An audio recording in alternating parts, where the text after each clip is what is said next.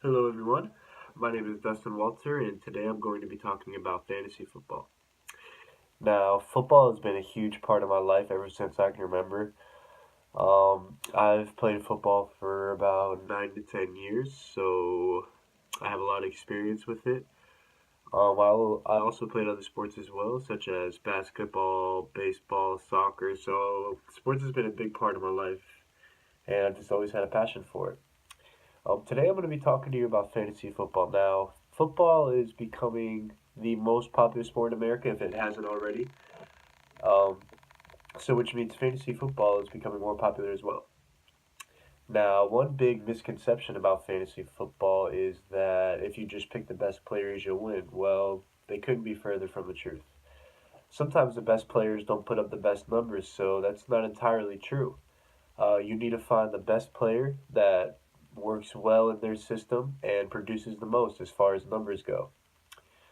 So don't just think about like picking the Tom Brady's of the world or the Aaron Rodgers because sometimes that's not the right pick. Now, the biggest part of fantasy football is the draft, which is where you pick your players for your team. The draft consists of however many players you have in your league. So let's say you have 12 people in your league, you would follow in order. So you'd have the first pick. Let's say you had the first pick. You would pick first, and then the other 12 people would pick, and then they'd go back down, and then you'd pick once it went back down from 12 to 1. So you just kind of keep doing that until you get your team.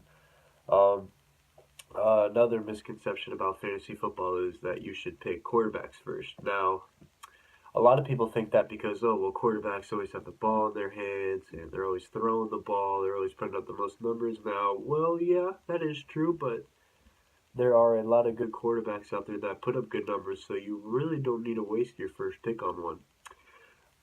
I am currently in two fantasy football leagues right now, and one of them I am 9-0, so I kind of know what I'm talking about here. I believe I didn't pick a quarterback till about the seventh pick, eighth pick. I think it's a lot more important to get your running backs, your wide receivers, your tight ends first because those players are limited. Where quarterbacks, there's like 20 of them that you could pick, so I would definitely hold out on that. Fantasy football team consists of one quarterback, uh, two running backs, two wide receivers, one tight end, one flex, which could be a running back, a wide receiver, or a tight end, one defense, and one kicker.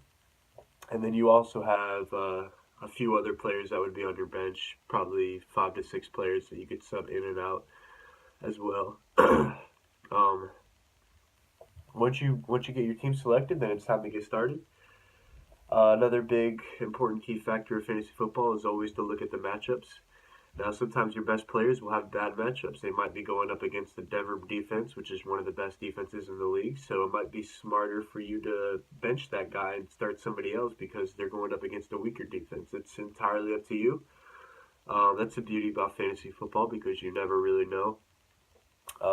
Especially with injuries, you could draft your team, look at it, think you have nothing but all stars, but after week one could pull a hamstring, one could tear his ACL, and one could break his ankle, and then next thing you know, all your players are gone. So it's very tough. You have to keep up with it. You have to know who's doing what, who's injured. So it can be pretty difficult to keep up with, but I like it. It's fun. I get a lot of enjoyment out of it.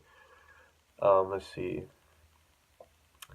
Another tip would be to um, not draft a defense or a kicker early either. Obviously, that one might come around as pretty common sense, but a lot of people think that they want to get the best defense early, but like it's pretty much the same thing as a quarterback. You can get defenses, and there's probably like 15 good defenses that you could get, so you really don't need to rush that as well.